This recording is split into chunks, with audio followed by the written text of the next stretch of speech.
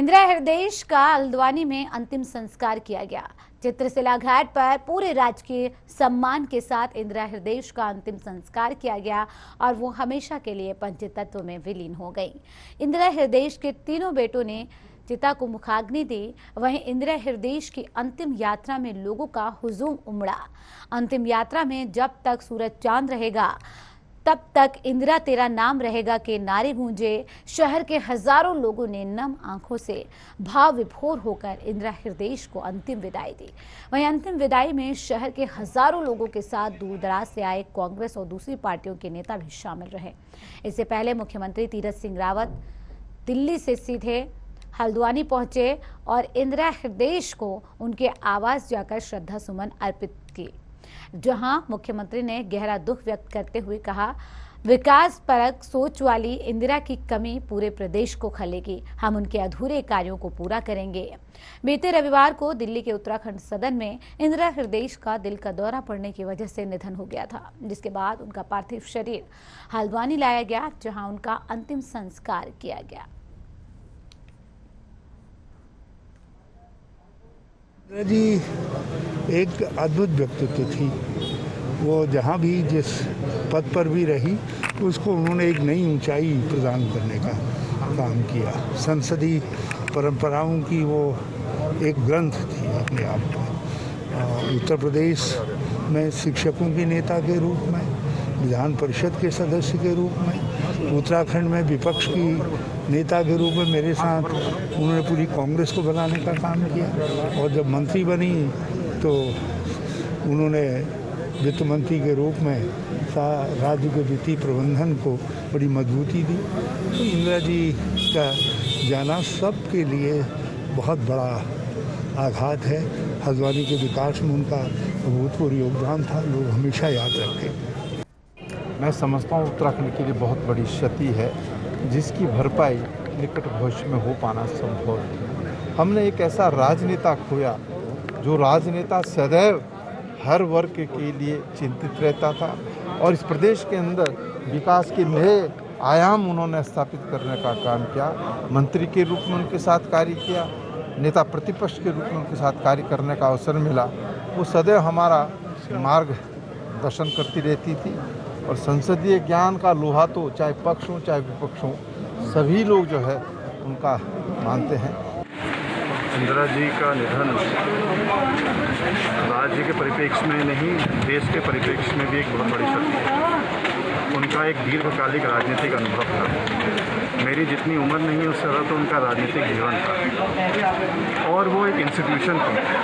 किस तरीके से संसदीय परंपराओं का निर्वहन करना है, किस तरीके से सदन की गरिमा को रखना है, किस तरीके से अपने क्षेत्र के विकास के लिए हमारी कटिबद्धता होनी चाहिए, ये सदैव उनका मार्गदर्शन हमको मिलता था।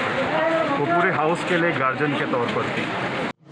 दुखद हमारे सब के लिए घटना है, क्योंकि मेरे 40 साल से जब मैं गढ़वाल विश्वविद्यालय में छात्र राजनीति करता था, वो MLC का चुनाव लड़ती थी, तब से मेरे उनसे रिश्ते थे और बड़ी बहन के रूप में मैंने हमेशा उनको लिया है। फिर हमने साथ साथ मंत्री के रूप में काम किया।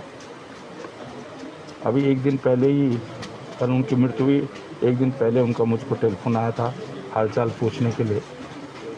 और सही मायने में उत्तर प्रदेश में शिक्षक नेता के रूप में मैंने विधान परिषद में देखा है उनका जलवा, कि किस तरह शिक्षा के क्षेत्र में आज उत्तर प्रदेश और उत्तराखंड में जो बहुत सारे परिवर्तन हैं, वो उसमें उनकी अहम भूमिका रही। तिवारी जी के समय में जब वो PWD मिनिस्टर थी, जो आज गांव-गांव तक सड़क से जोड़ने का काम आज उन्होंने किया। आज चाहे हल्द्वानी हो चाहे देहरादून के जो सड़कें हैं, कहने का हमेशा मैं सोचता हूँ बहुत बड़ा सदमा हम सब के लिए। और वो केवल राजनीतिक पार्टी से ऊपर उठकर एक सबकी प्रिय थी, सबका सहज उनका व्यवहार सबके साथ तो मैं सोचता हूँ। और आज विशेष करके महिलाओं के लिए, जो भी महिला राजनीति में कदम रखती है, वो सोचती है कि मैं भी अगर मेहनत करूंगी तो एक दिन इंदिरा हृदयेश जी की तरह मैं उत्तराखंड की राजनीति में एक मुकाम पा सकती हूं। तो महिलाओं के लिए भी वो प्रेरणा स्रोत थी। तो मैं सोचता हूँ कि आज हम सब उत्तराखंड वासियों ने एक बहुत अपनी बड़ी बहन को, एक बड़ी नेता को खोया है। अभी तो विश्वास ही नहीं हो रहा कि इंदिरा हृदय जी आज हमारे बीच में नहीं है, लेकिन विधाता को तो यही मंजूर था।